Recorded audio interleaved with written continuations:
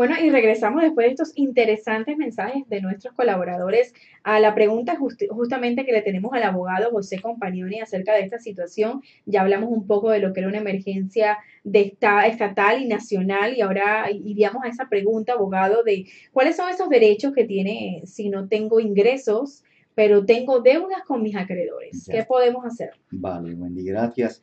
Gracias por haberme llamado e incluido en este programa. Lo felicito porque el método mejor de lidiar con el miedo es la información. Uh -huh. La falta de información nos causa temor, nos causa muchas veces actuar en una manera que no tiene dirección y en este caso es muy importante que ese conocimiento salga. Hubo un presidente de los Estados Unidos que en un momento de mucho temor económico dijo que lo único que teníamos que temer era el miedo. Y otro personaje sumamente importante, especialmente a los latinos, dijo, no tengan miedo. En este caso, no tengan miedo. Estamos hablando de una situación que se ha presentado como emergencia, pero en el estado de la Florida el punto real no es que haya una emergencia, pero que se está tratando de precaver para que no hayan más personas quien se enfermen. La mayoría de la población, si se enferma, van a recuperar igual que recuperarían de otra infección como el flu y otras cosas así. Ahora, en referencia a los derechos que tienen los empleados, las leyes federales y también estatales sugieren que los empleadores tienen cierta responsabilidad. Ahora, ¿cuál es esa responsabilidad? En esa responsabilidad hay una división del empleado en dos categorías. Una es la categoría de empleados que están bajo salario, Uh -huh. que reciben una cantidad fija anual y que se le pagan periódicamente. Esos empleados generalmente son personas que llevan un conocimiento o un mandato independiente dentro del trabajo. Esos empleados están cubiertos, están protegidos. ¿Por qué? Porque es lo mismo que a ese empleado se le puede pedir más de 40 horas porque está en salario, cuando tiene menos el empleador está en la responsabilidad de pagar. Pero la categoría de empleado que trabaja por la hora, el empleador no tiene esa responsabilidad. Pero eso no quiere decir que no hayan otros recursos. Por ejemplo, si el empleador desemplea a alguien, siempre hay el seguro de Workmen's Compensation. En el caso de una emergencia, que el empleador se desaparezca, generalmente el empleador tiene que pagar una porción de ese gasto. En caso de emergencia, no lo tiene que pagar. Pero lo que es importante es que en este caso hay dos puertas. Una es la puerta de derecho. Yo tengo esos derechos y usted, mi empleador, o usted, mi empleado, tienen que cumplir con esto. Y ahí la puerta de misericordia. Afortunadamente, nosotros vivimos en un estado y en una ciudad en cual hay mucha humanidad. Y en ese caso, muchos empleados y empleadores no solo son personas que participan en un modelo económico, son partes de la familia. Yo recientemente hablé con un amigo que es plomero y él me dijo, yo tengo la responsabilidad no solo de este trabajo, pero de estas familias. Uh -huh. Entonces, eso nosotros generalmente lo vemos en momentos de emergencia. Después de un huracán se abren las puertas y vemos vecinos dirigiendo tráfico. Y yo creo que esa rectitud nosotros la vamos a ver en esta situación.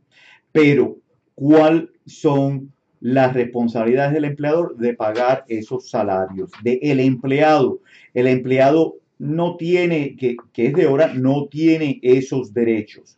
Pero el empleado es empleado porque es un recurso, es un valor al empleador, si no, no fuera empleado. Y como recurso y ser valor al empleador, el empleador usualmente cede ciertas si tienen la habilidad, ciertas cosas para mantener no solo a ese empleado, pero también mantener su negocio cuando la emergencia se resolucione. Ahora, si yo estoy en esa categoría de personas que no están siendo pagas durante este periodo, me mandaron a mi hogar y no estoy trabajando y no tengo ingreso, vamos a ser proactivos.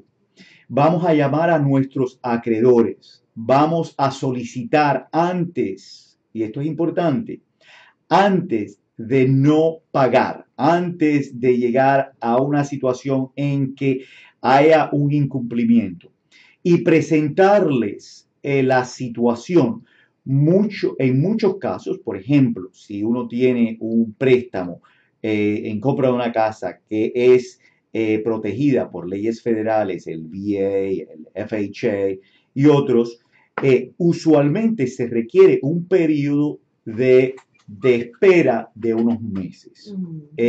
Y muchas personas, especialmente si han comprado, usualmente tienen que comprar un seguro si se les requiere por el banco. Ese seguro está en esto, tiene validez en estos casos. Pueden llamar al seguro y preguntar qué es lo que tenemos que presentar. Ahora, empezamos nuestra conversación con el estado de emergencia. En el estado de emergencia, usualmente el Estado y el gobierno nacional presta recursos financieros para ayudar a la población a lidiar con la situación. Exacto, hay un fondo. Que hay un fondo, es el mismo fondo que viene cuando hay un huracán y entonces FEMA viene y ayuda. Entonces, no tengan miedo, no tengan miedo, hay recursos y hay habilidades. Lo único que uno tiene que salir a buscarlas, uno tiene que ser proactivo con esos acreedores. Usualmente no puedo pagarle al dueño de mi apartamento. ¿Qué es lo que hago? Bueno, el dueño del apartamento sabe de que esta situación está ocurriendo y usualmente no quiere perder al inquilino. Entonces, usualmente se puede negociar ciertos términos porque un buen inquilino es usualmente bien difícil de obtener y no es que no se le quiera pagar, pero porque hay una situación. No, entonces, hay que dar flexibilidad. Hay que dar mucha flexibilidad, pero al mismo tiempo nosotros